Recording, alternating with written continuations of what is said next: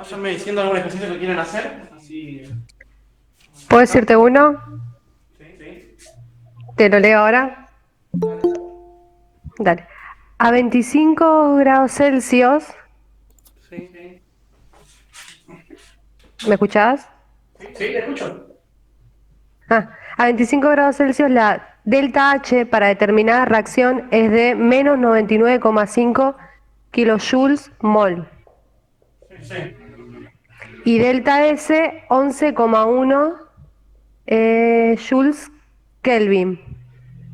Bien. ¿Cuál es el valor de la energía libre? Dale, vamos a comenzar a hacerlo entonces. Me está dando la energía, perdón, me está pidiendo la energía libre de Gibbs, delta G, y me está dando la entropía, la entalpía y la temperatura a la cual ocurre. Entonces, tenemos la fórmula de energía libre.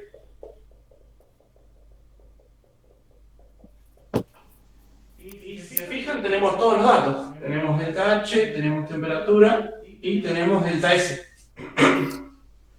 Ahora fijémonos lo siguiente.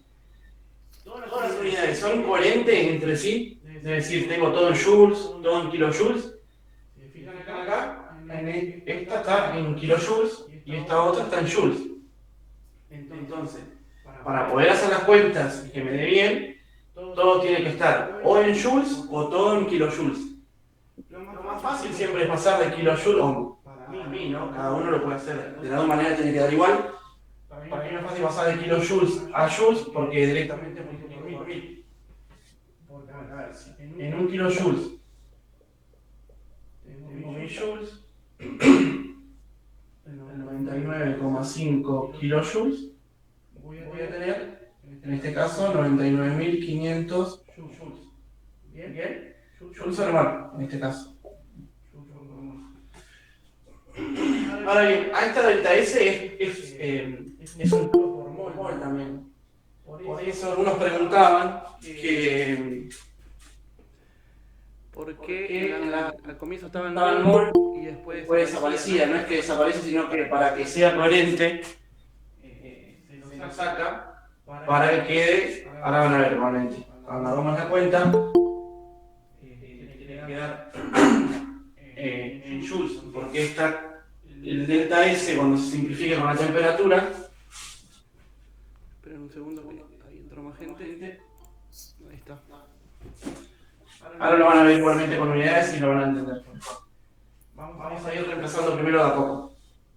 99,9, no, 99.500 joules. Entró más gente.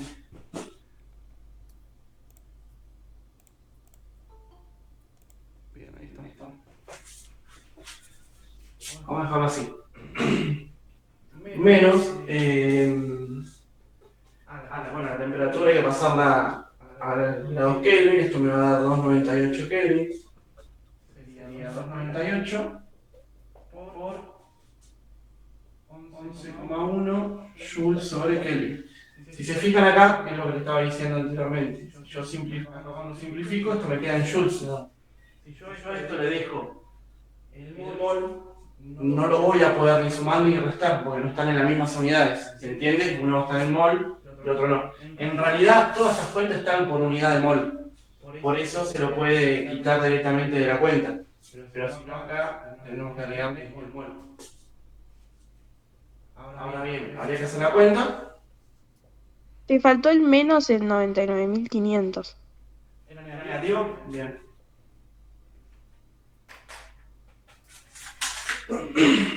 A ver, este debe ser algo.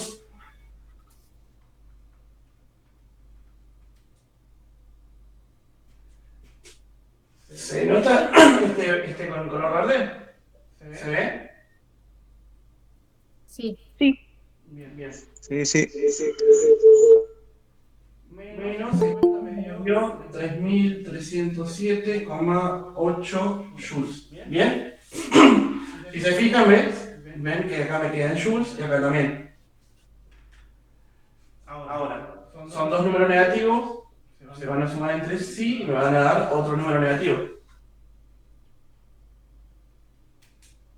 Eso Eso da menos 102.807,9 joules.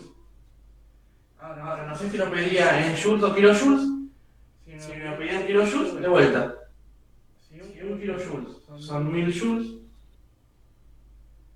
102.807,9 joules van a ser X cantidad de kilojoules. Esto me va a dar 102,8 kilojoules. ¿Bien? ¿Se entiende?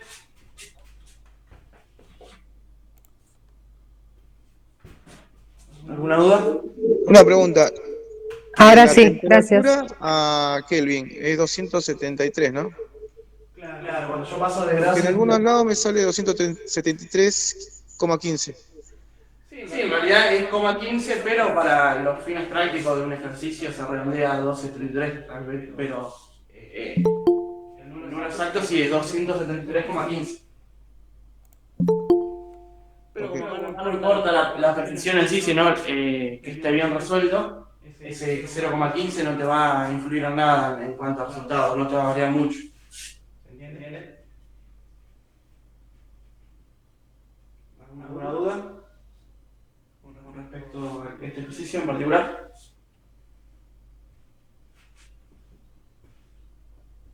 Yo me quedé en la parte de menos 99.500. O sea, ¿cómo hiciste?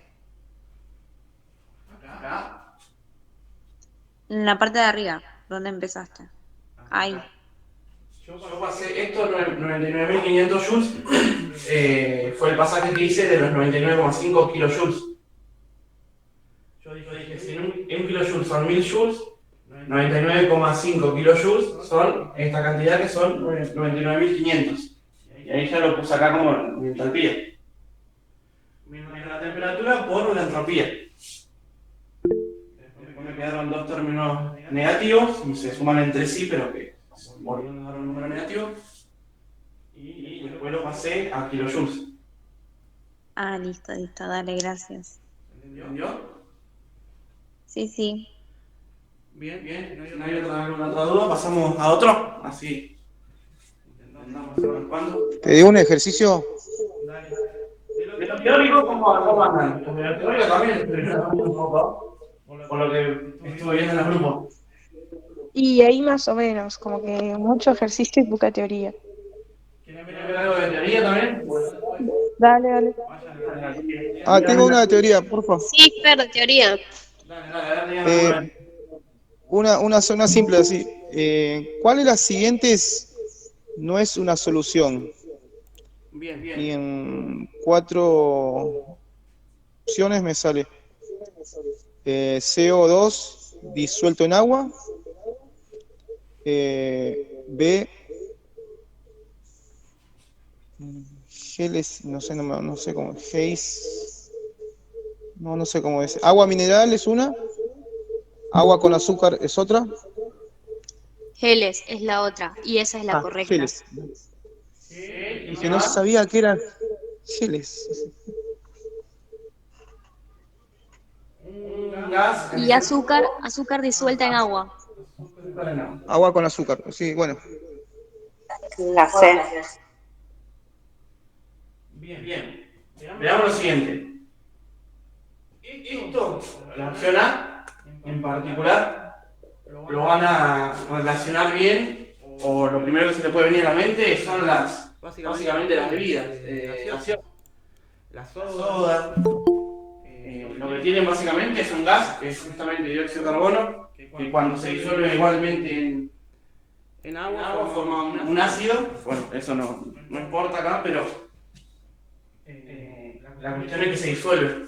De hecho, el oxígeno es un gas que está disuelto en el agua, en el mar, en los ríos, y no los peces no podrían respirar. O sea, captan de esa manera. El oxígeno está después, el agua mineral también es una solución, al igual que esta, porque el agua mineral, a diferencia del agua destilada, que el agua destilada sí es agua sola nada más. Cuando uno habla de agua destilada, está hablando, sí. Perdón que te interrumpa, pero estoy mal de conexión o no escuché lo que dijiste. ¿Será que podrás volver a explicarlo? No, igual se escucha mal, ¿eh? Había como eco igual. Sí, había Debe un ser eco. que hay otro micrófono abierto. Sí, Ah, chicos, silénciense todos. Escucho. Vamos de vuelta. CO2 es un gas disuelto en agua. El ejemplo más práctico que van a ver o van a darse cuenta de un gas disuelto en agua son las gaseosas, básicamente. Las gaseosas, la soda. Y lo que te había dicho que en el agua, ya sea de mar o de río, también está disuelto el oxígeno, que es la manera de la cual los peces, por ejemplo, pueden respirar y absorber ese oxígeno, si no, no podrían, no habría vida en los mares y en los ríos, ¿no? Después, el agua mineral, la diferencia, cuando uno habla de agua mineral, está hablando de agua en donde hay presentes minerales, justamente, que son sodio, potasio, cloruros. Hay un montón de compuestos que están disueltos justamente en el agua, están solvatados por el agua, entonces también es una solución. Después, el azúcar en agua, cuando uno pone un poco de agua en agua y lo mezcla, se da cuenta que generalmente cuando está a una temperatura elevada, ¿no? Cuando está fría capaz que cuesta un poco más porque la solubilidad es menor, pero es una sustancia que se disuelve justamente en el agua. Los geles, a diferencia de las anteriores opciones, no es una solución porque no es homogéneo. Es una sustancia, es una mezcla heterogénea en donde tenés una sustancia, un sólido suspendido en un líquido, una cosa acuosa en realidad. Cuando yo tengo una sustancia suspendida en otra, esto se llama coloide, que es otro tipo de compuestos. No sé si vieron algo de eso, pero esta, la C, no es una solución. ¿Se entiende? Sí, ¿puedes repetir igual que es un coloide? Un coloide es una mezcla, por eso no es una solución, es una mezcla heterogénea en donde uno quizás muchas veces los coloides se los puede confundir con una solución porque a simple vista parecerían ser soluciones, pero cuando uno observa a nivel microscópico, por así decirlo, observa que no ocurre. En una solución, por ejemplo, cuando uno tiene, no sé, dijimos que el agua mineral tenía cationes de sodio, ¿no? Entonces, ¿qué pasa? Viene la molécula, no sé, viene la molécula de agua, otra por acá, otra por acá, un ejemplo, no sé cuántas eran para el sodio en particular, pero es como que solvatación se llama, aunque vienen una cierta cantidad de moléculas de agua, rodean ese catión o anión y se estabiliza de esa manera. En cambio, no ocurre eso. Son partículas que están disueltas, sueltas por dentro de la otra fase, y entonces no forman una única fase y no son homogéneas. Para hacer solución tiene que ser homogénea. Claro, una propiedad de la solución es que justamente son homogéneas. Bien. Y el gel es heterogéneo, entonces. ¿Cómo? El gel es heterogéneo, entonces. Exactamente. Sí. Los coloides son mezclas, no son soluciones. ¿Se entendió más o menos? Perfecto. Porque Sí, gracias, Jorge. en otro punto Sí, había una opción que era suspensión de amoxicilina, por ejemplo. Bueno, ella te lo está diciendo el nombre, una suspensión justamente, es un coloide.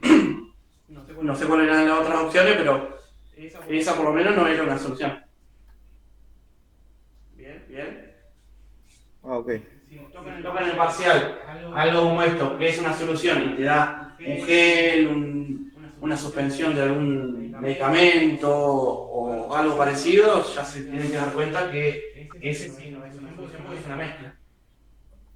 El azúcar sí se disuelve en agua, el agua mineral tiene electrolitos que se disuelven en agua y los gases se pueden disolver. No siempre completamente, pero parcialmente se disuelve. Una cierta concentración se disuelve. En caso de que nos pongan agua destilada, ese sí que no es una solución, digamos. Claro, en realidad ni siquiera ni una solución, ni siquiera ni tampoco una mezcla, porque es agua sola. El agua destilada justamente es agua sola. Claro. No tiene electrolitos disueltos, ¿sí? ¿Entendió más o menos? Sí. No es ni siquiera una solución, entonces. No, es un compuesto puro, una sustancia pura.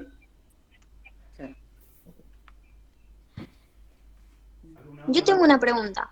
Hay una que dice, una solución acuosa posee un 30% más de iones hidrógeno que hidróxido.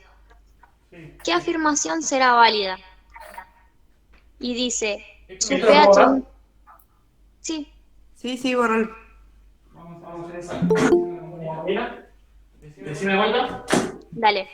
Una solución acuosa posee un 30% más iones de hidrógeno que hidróxido. ¿Qué afirmación será verdadera? A. Su pH es inferior a 7. pH. Es inferior a 7. B. La solución es básica. C. Su pH es inferior a 7. Y D. La solución es neutra. Bien, me está diciendo que hay un 30% más de protones que de oxidrilo. Esta especie se le llama protón y esto se le llama oxidrilo. ¿Bien? ¿Cómo se llama el segundo, Fer? Esto se llama oxidrilo. Ah.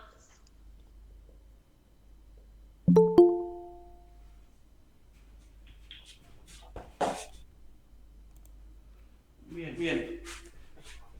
Me está diciendo que hay más concentración de este, un 30%, que de este. ¿Bien? Entonces, ¿se acuerdan que cuando uno calculaba el pH, cómo era? Menos logaritmo de la concentración de protones. Y el pOH es menos el logaritmo de la concentración de oxidrilos. ¿Bien? Ahora me está diciendo que hay más de este que de este. Entonces, ¿se acuerdan? Bueno, para haberlo resumido, ¿no? Para no marearnos. Claro, en teoría sería ácida entonces al haber más protones, digamos. Claro. ¿Cómo va a ser el pH? ¿Cómo va a ser el valor? ¿Va a ser un pH mayor a 7 o menor a 7? Menor a 7. Claro. De 0 a 7 tenés un pH ácido. Y de 7 a 14 tenés un pH básico. Un pH básico, perdón. Bien, entonces, si me está diciendo que tengo más concentración de esto, quiere decir que mi pH, voy a tener un pH más, un pH ácido, porque esto es lo que me da la acidez, la concentración de esto. Bien, y la basicidad se mide, o sea, cuando uno mide basicidad, mide esto en realidad. Entonces, si yo tengo más de esto, quiere decir que mi pH va a ser ácido. Bien, o sea que va a andar por entre 0 y 7. ¿Se entiende? Sí. Sería la opción A. Un pH menor a 7 tenía. ¿Bien? ¿Se entendió? ¿Alguna duda? Sí, está bien. Sí, O sea que perfecto. el primero lo que te da es ácido. Acidez. O sea que lo primero, o sea, donde dice protón, te da acidez. Claro, cuanto mayor tengas de esto, más acidez vas a tener. Y cuanto más tengas de esto, más basicidad vas a tener. Ah, ok, gracias. Y cuanto mayor sea la concentración, vas a tener un pH cada vez más bajo. Cuanto menor sea, y hasta un punto en que sea menor a la concentración que hay de esto, va a ser un pH mayor a 7. Bien. ¿Se entendió? ¿Alguna duda? No, está bien. Se entendió. Bien. ¿Pasamos a otro? ¿Te puedo decir un problema? ¿Sí?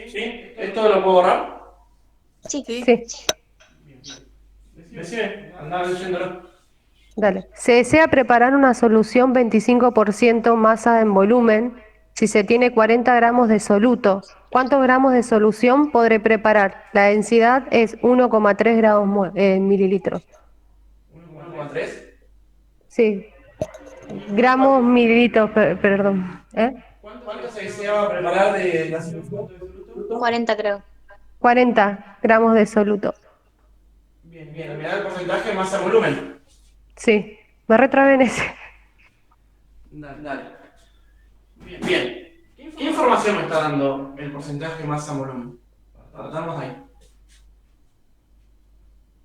¿Qué me está diciendo? 25 gramos de soluto sobre 100 centímetros de solución. Sí. Sí. En este caso, como estamos usando mililitros, ponemos mililitros, pero lo mismo de solución. Bien, esa es la información que me está dando el porcentaje masa en volumen. Ahora pero después me está preguntando la masa, creo que me pedía, de solución presente en esta cantidad de soluto. ¿Cuántos gramos de solución podré preparar? Claro. Bien. Entonces, si 25 gramos de soluto lo tengo en 100 mililitros de solución, para 40 gramos de soluto voy a necesitar una cierta cantidad de solución. Eso me va a dar... A ver.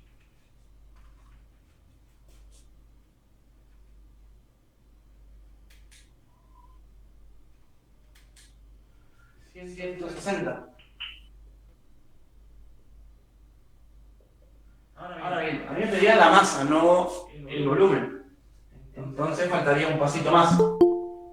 Pero como dato me dio la densidad de la solución.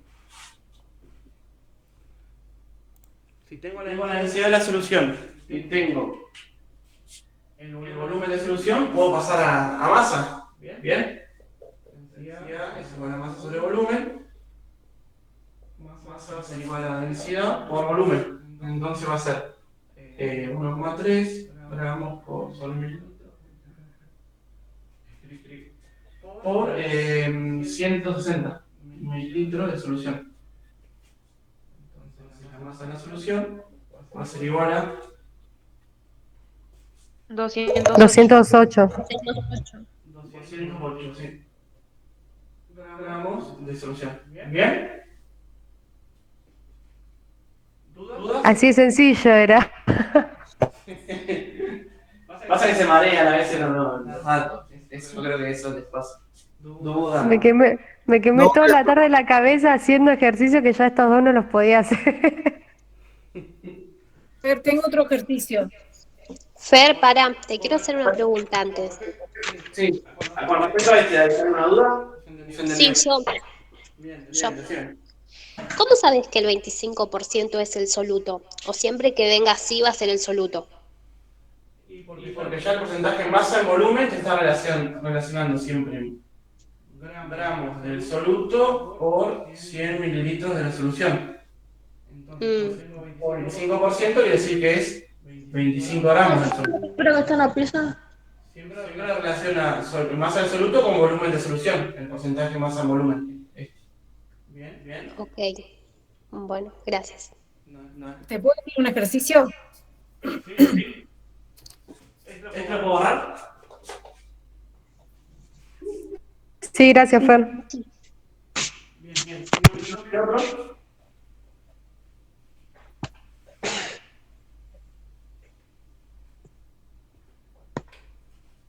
¿Te digo? ¿Te digo? Decime. Un proceso espontáneo tiene una variación de energía libre de menos 81 kilojoules. Menos 81. Kilojoules. Un valor de entalpía de menos 1200 kilojoules. 1200 kilojoules, sí. Y entropía, 3000 Joule Kelvin. Y dice a cierta temperatura, y hay que averiguar la temperatura en grados Celsius. A mí lo que me entrevera es el tema del pasaje de los signos cuando despeje. Eso. Bien. Vamos a ver.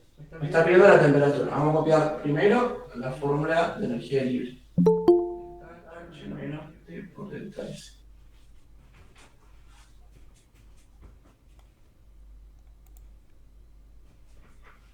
Ahora bien, tenemos delta G, tenemos delta H y tenemos delta S. Los datos los tenemos todos, eso no es problema. Nos pide la temperatura.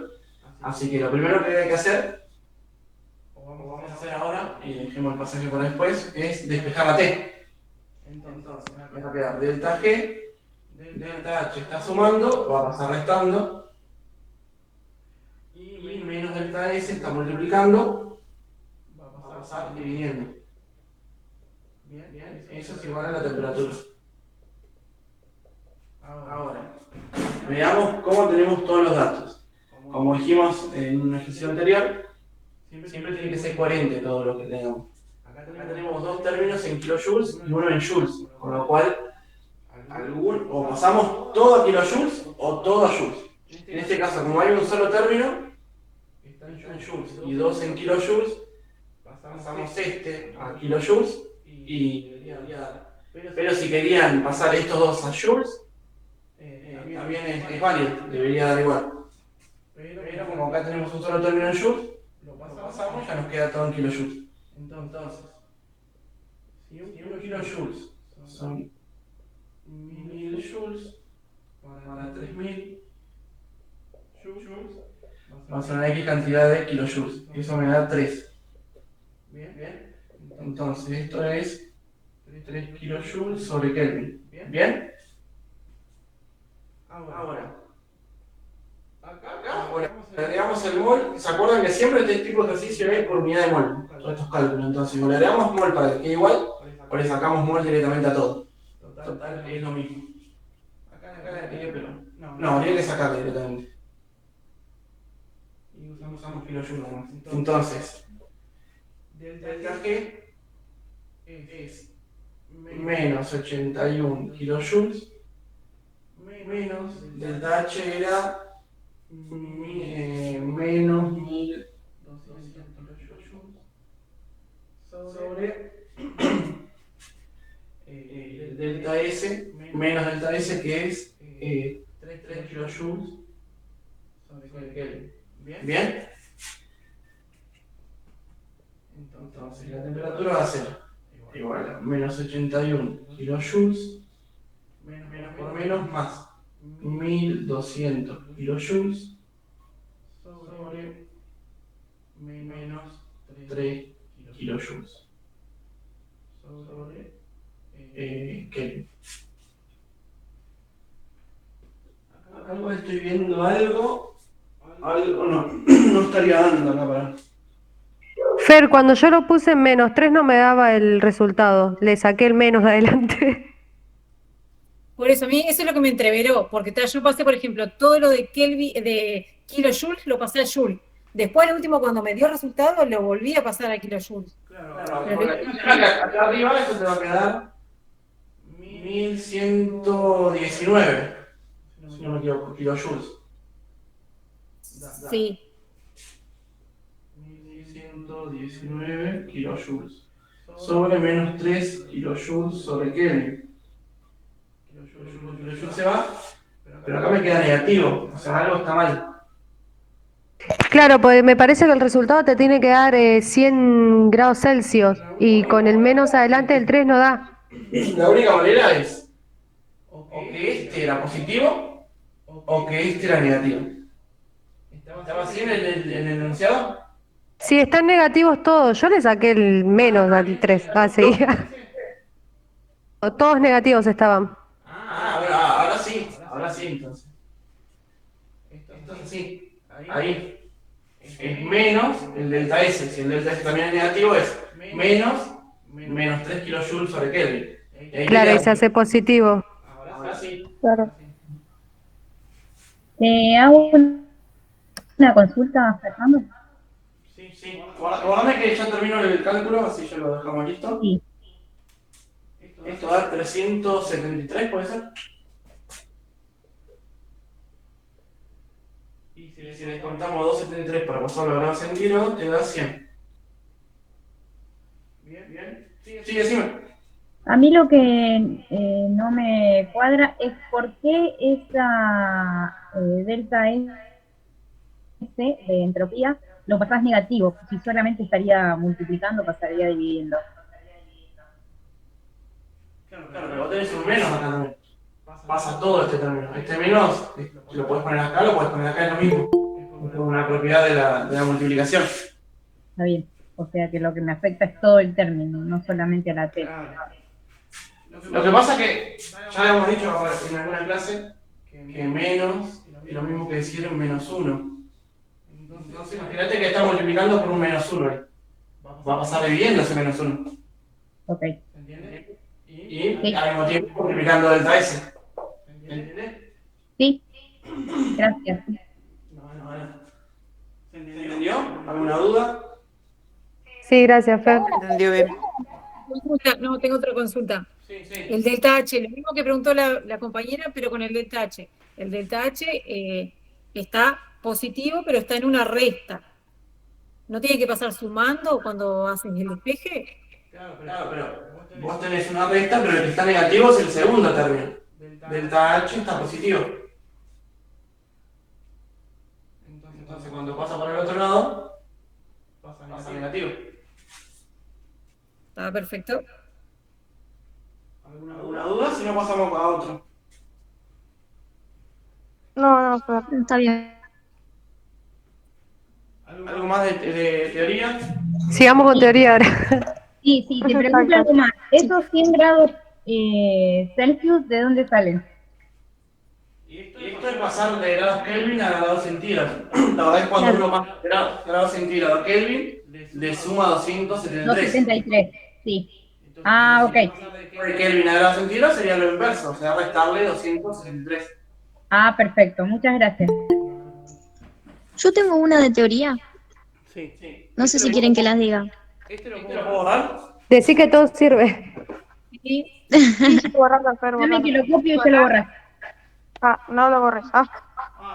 Bueno, ¿se lo borro o no? No, un toque, ya lo copio. Y mientras decís la teoría, Dale. Esto queda grabado igual, chicos, no se preocupen. Un ratito cuando terminamos se lo paso. Ah, bueno, dale. Bueno, joya. ¿Quieren que vaya diciendo la teoría? Sí, decilo. Dice, ¿cuál de las siguientes afirmaciones es verdadera para la entropía?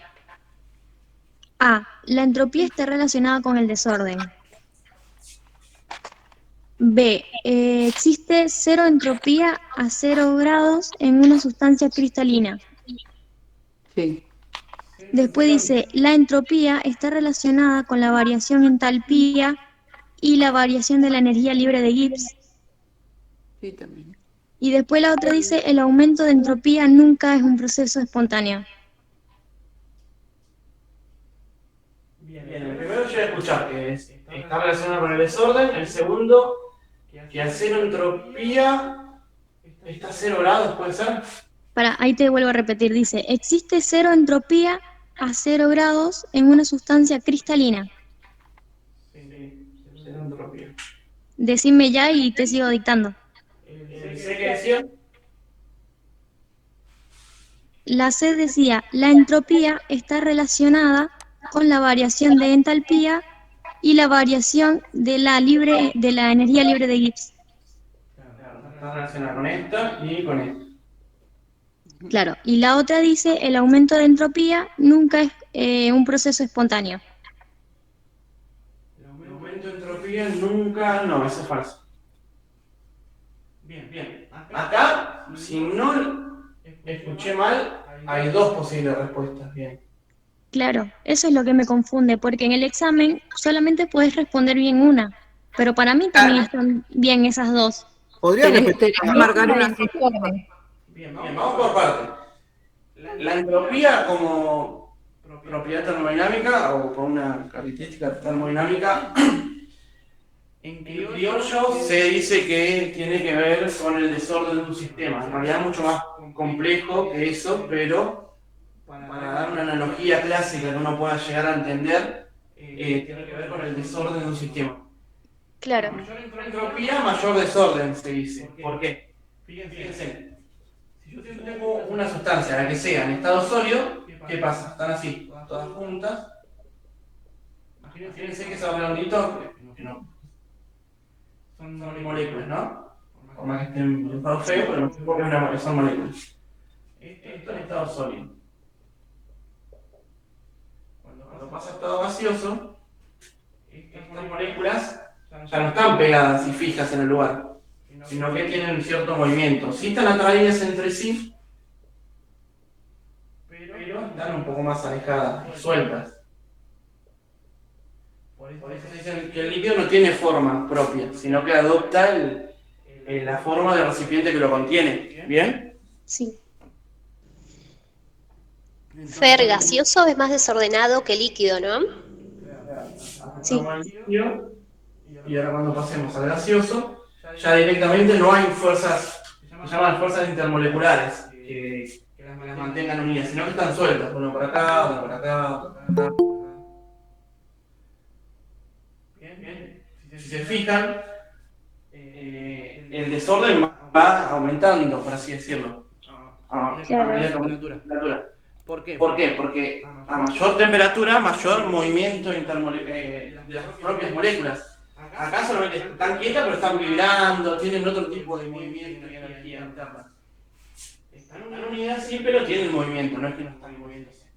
Acá sí ya tienen un poco más de libertad y acá ya directamente están totalmente separadas una de las otras. ¿Entiendes? Fer, y cuando ponen sublimación, ¿qué sería? ¿Más desordenado todavía que gaseoso o en dónde estaría ahí? No, sublimación es uno de los pasajes, como tenés la fusión, la ebullición, la sublimación, si no me equivoco, es el pasaje de gaseoso a sólido directamente, sin pasar por el estado líquido. Porque me acuerdo que había una pregunta que decía sublimación no sé de qué y De no la sabía estalina. decir. Ah, eso. Entonces, ¿qué sería? ¿Menos que gaseoso o más que gaseoso? No, la sublimación Menos.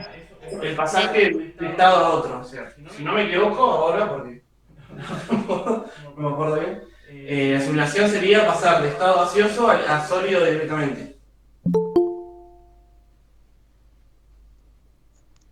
Condensación, por ejemplo, es cuando pasas de estado gaseoso a líquido. Condensación. En ese caso, uno lo puede ver cuando se te empaña un vidrio o los lentes. Es un gas que se enfría rápidamente y se pasa a estado líquido. Si se enfría mucho más rápido, pasa de gaseoso a sólido directamente. Cuando uno pasa de sólido a líquido, se llama fusión, punto de fusión. Común en el clásico, y de líquido a gaseoso, ebullición. ¿Bien? Sí. Ahora. Y bueno, y acá evaporación creo que es. Bien, sigamos con el tema de la entropía, así no me voy mucho. Bien. Tiene que ver con el desorden, con lo cual el A es correcta. ¿Cómo decía igualmente la verdad? Repetirla, por la duda. Dice, la segunda, te digo, Sí, la opción A. la opción A dice, la entropía está relacionada con el desorden. Sí, tiene cierta, hay que ver, también tiene que ver con el desorden de un sistema. Hay que ver si al decir solamente desorden no está mal. ¿Y la B qué dice? La B dice, existe cero entropía a 0 grados en una sustancia cristalina.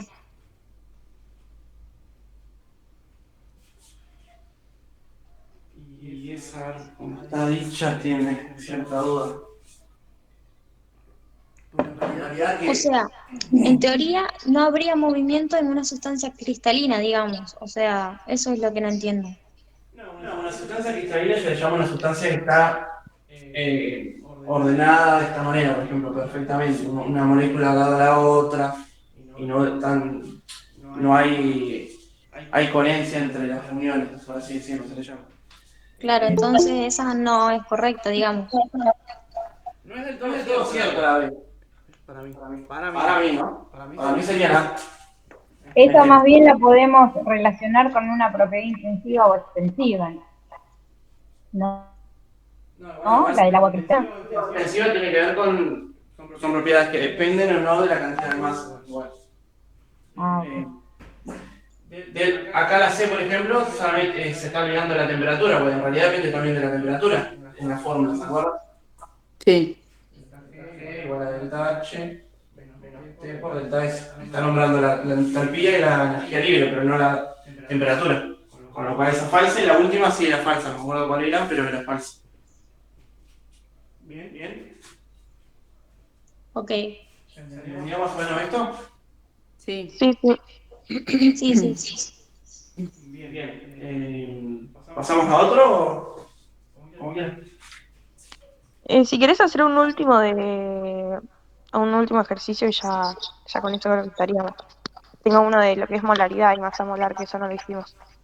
Bueno, ¿esto lo puedo borrar? Sí. Sí, Fer. Decime. ¿Alguno lo lea? Ahí ya te digo. Dale.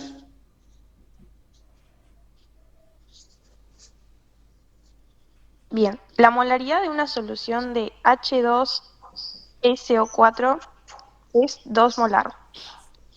Sí, ácido sulfúrico. Exactamente. Bien. ¿Cuántos gramos de ácido sulfúrico hay en 300 mililitros de solución? Y bueno, sé que la masa molar daba 98, pero acá con la consigna te da la masa de cada elemento. Pero la masa molar el peso molecular, perdón, da 98. Sí, esto es 16 por 4, 54 más 32, 96, no, sí, 98. ¿Te da la densidad? No. Yo ese lo hice con la fórmula. Sí. Está bien. Bien, ¿qué información me da la molaridad? Que en los moles de soluto tenés 1000 litros. Mililitros. En 1000 de solución, ¿no? Sí. Bien. Me pregunta cuántos, me preguntaba gramos, ¿no? De soluto a ver en 300. Sí. Entonces tengo 2 moles. En 1000, en 300, una X cantidad. 0,6. Bien. Yo tengo moles, pero a mí me está pidiendo en masa. Pero yo puedo pasar de masa a moles o de moles a masa. ¿Bien? En un mol tengo 98 gramos, en 0,6 moles. 58,8. Bien, y esa era la respuesta. Ok. ¿Entiendes? ¿Te puedo decir una teórica? Dame un segundito que... Entonces, siempre que hablamos de mol es en base a 1000 mililitros de solución. Siempre. Sí, la probabilidad es moles de soluto por cada litro o 1000 mililitros de solución. Ahí está, perfecto. Gracias, Jorge. ¿Pasamos a otro?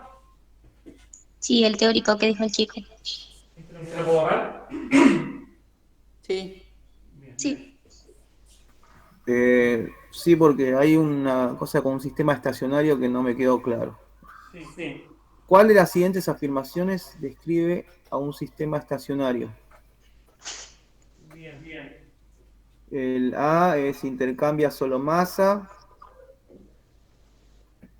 La siguiente es intercambia solo energía.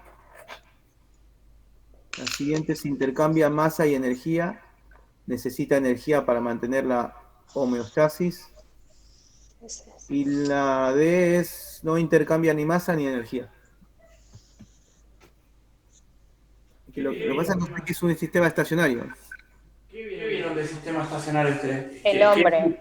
¿Qué concepto tienen del sistema estacionario? Como el hombre intercambia masa y energía. Bien. El hombre.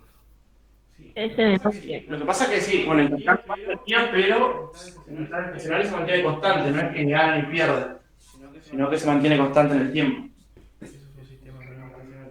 Claro, pero si se sabe los otros sistemas es como fácil de deducir, digamos, porque el que dice que no intercambia ni masa ni energía es un sistema aislado, El que intercambia solo energía es el sistema cerrado y el que intercambia masa es el sistema abierto, digamos. Entonces, por descarte sería la C.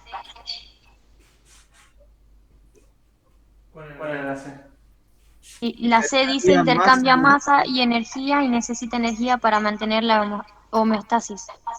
Bueno, sí, está bien. Perfecto.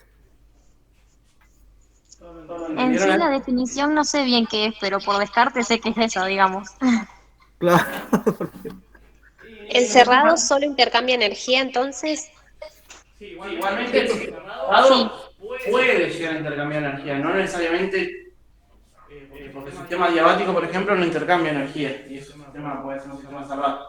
Pero puede intercambiar, lo único que puede intercambiar es energía. Si está cerrado, no entra en esa materia. ¿Se entiende? ¿El concepto? ¿Y el abierto? El abierto.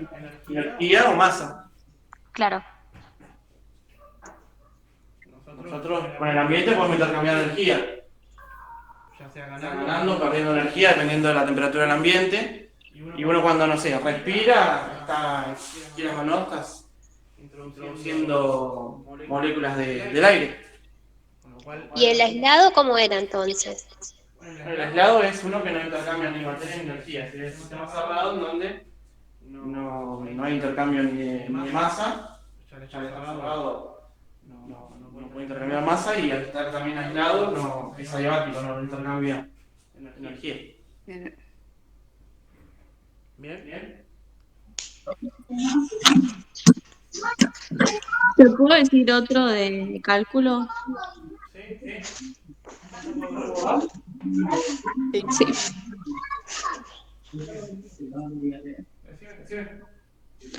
Calcular la energía libre de Gibbs necesaria para la fusión de 200 gramos de hielo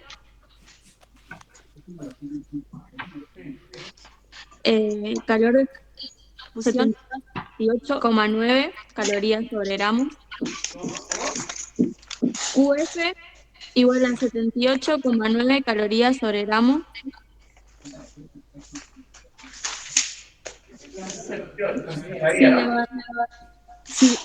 Si la variación de entropía es de 60 calorías sobre Kelvin. 60. Bien. Fijémonos una cosa, vamos a la fórmula de Gibbs es delta H menos T delta S. ¿Bien? La entropía la tenemos. Como está hablando de calor de fusión, quiere decir que ocurre en un cambio de estado. En este caso del agua, el cambio de estado de fusión del agua es a 0 grados. Cuando pasa de estado sólido a estado líquido. Entonces la temperatura la tenemos, sería 0 grados. Temperatura de fusión, 0 grados. Pasado Kelvin sería 273 Kelvin. ¿Bien? Ahora nos faltaría esta, que se está entendiendo por ahora. Ahora bien, me están dando un calor de fusión. Y me dice que por cada gramo de sustancia yo necesito 78,9 calorías para que ocurra el cambio de estado. ¿Bien? Entonces, 78,9 calorías necesito para un gramo. Para los 200 gramos que yo tengo, voy a necesitar una cierta cantidad de energía. ¿1 gramo dice ahí, Fer? Acá sí. Ah. Ahí. 200 por 78,9. Esto da 15.780 calorías. Esto, como esa temperatura constante, porque un cambio de estado ocurre a presión constante, bueno, sí, temperatura y presión constante, se lo puede tomar como la entalpía, ¿bien? Entonces, esta va a ser mi delta H.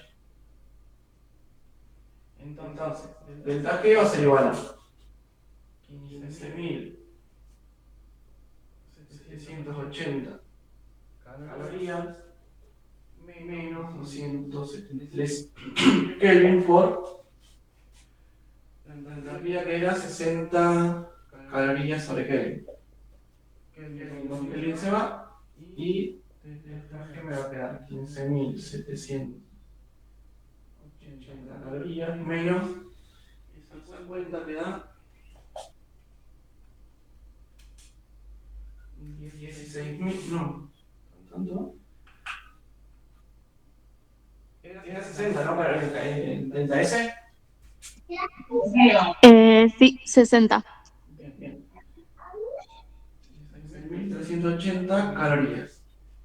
Esto, bueno, va a dar un número negativo. Menos 15.780.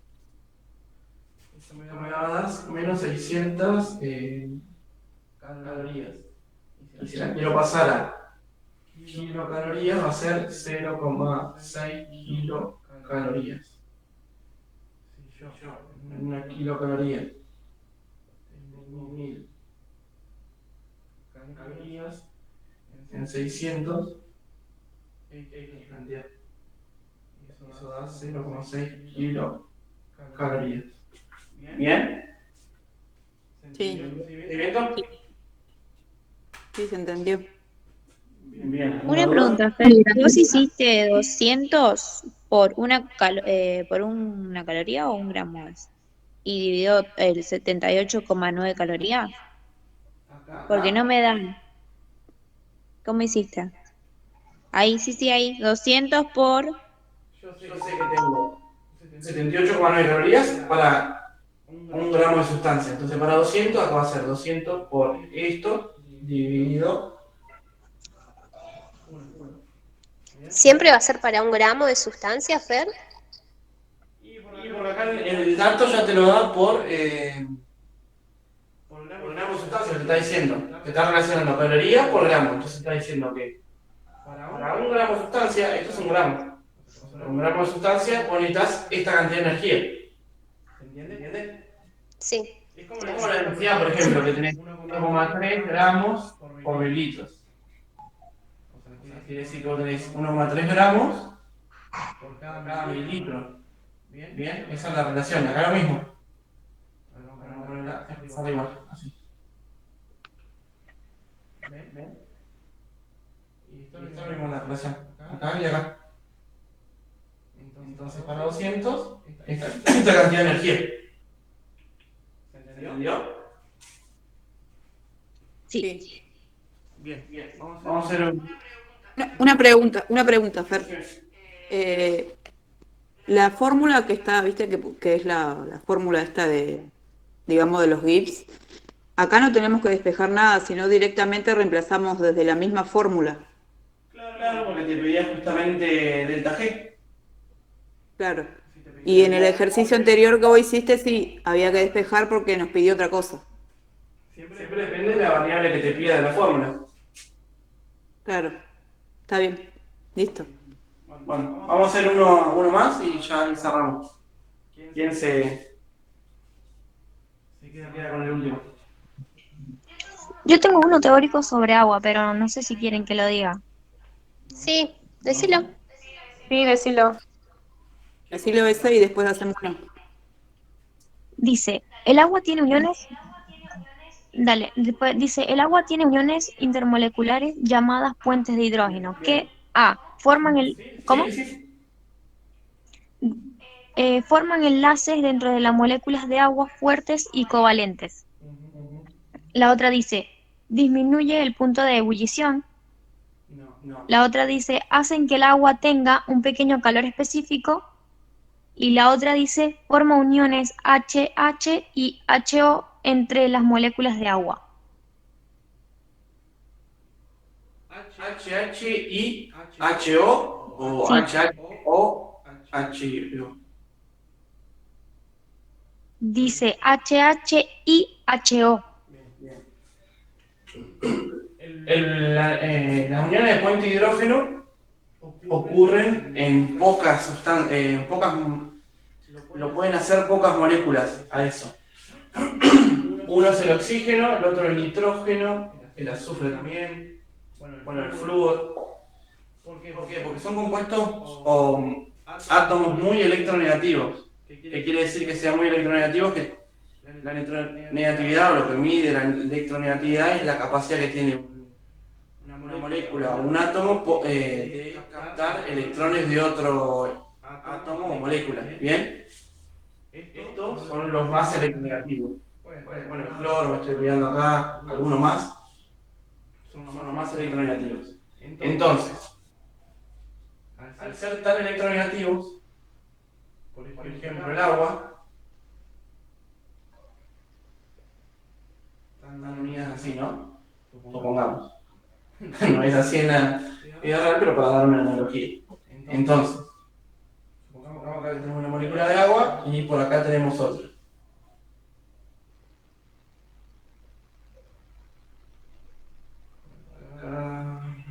Acá. Vamos a poner así, porque en realidad son uniones. Sí, no es puntiagudo ahí. Bien. Entonces, este hidrógeno tiene un par de electrones por acá, por este lado. La historia, bueno, si no tenemos que entrar en todo lo que es la configuración electrónica de los elementos y más. Pero para que lo que ustedes tengan en cuenta, estos elementos son muy electronegativos, entonces.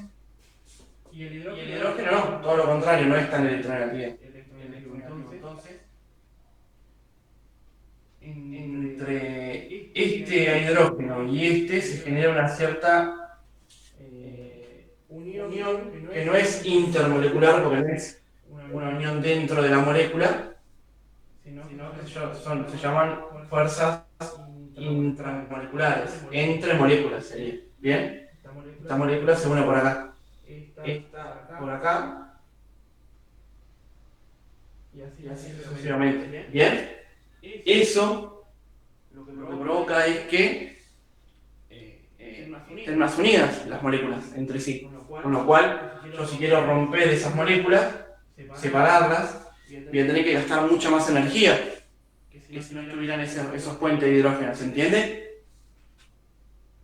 ¿Se entiende el concepto? Es como que este átomo de oxígeno va a atraer de cierta manera este hidrógeno, entonces van a estar unidos por una fuerza intramolecular, que son varias. Claro. Tenés otras más que no vienen al caso ahora, pero para que tengan en cuenta esto, se van a, de cierta manera, mantener unidas. Entonces eso le da un punto de ebullición y fusión más alto de lo que deberían tener. Si no tuvieran un puente de hidrógeno, deberían tener un punto de fusión y ebullición muchísimo más bajo. Bien, porque tendríamos que entregarle menos energía para, pase de sólido a líquido, de líquido a gaseoso. ¿Entiende? Pero en cambio, el agua, al tener estos puentes de hidrógeno, lo que hacen es aumentar el punto de fusión y ebullición, porque necesitas entregarle mucho más energía para romper esas uniones. ¿Entiende? Sí. ¿Y cuáles son las opciones? Ya me olvidé. ¿Qué decía? Ahí dice, ahí te digo. Forman enlaces dentro de las moléculas de agua fuertes y covalentes. La otra dice, disminuye el punto de ebullición. No, porque lo aumentaría. Claro, eso ya es falsa, ¿ves? ¿Qué más? Claro. Después dice, hacen que el agua tenga un pequeño calor específico. Tampoco. Y después la otra dice, forman uniones HH y HO entre las moléculas de agua. Claro, ahí está mal, porque no es que forman entre H y H, sino que es siempre entre oxígeno y protón. Claro, entonces sería la primera. La primera es la verdadera. ¿Bien? ¿Se entiende? Sí, gracias. ¿El resto? Sí. Sí, sí. Bien. Bueno, hagamos alguna otra ejercicio más y ya finalizamos. Alguna otra que si quieren. ¿Te puedo leer una yo, Fer? Dale.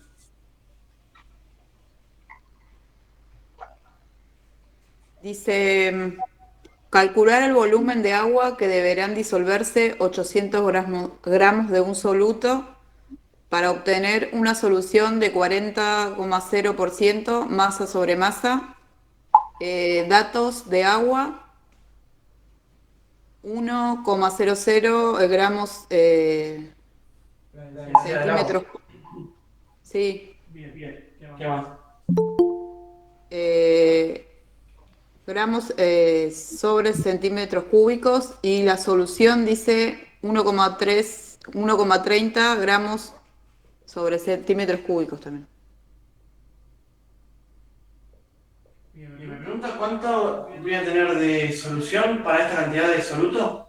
¿Dirá? Calcular el volumen de agua que deberán disolverse en esos 800 gramos. Bien. Vamos por partes. ¿Qué me está dando el 40% masa a masa? Tengo 40 gramos de soluto en 100 gramos de solución. Está bien. Esto eran 800 gramos de soluto, ¿no? Sí, de un soluto, sí. Para 800 gramos de soluto, voy a tener una X cantidad de solución. Sí.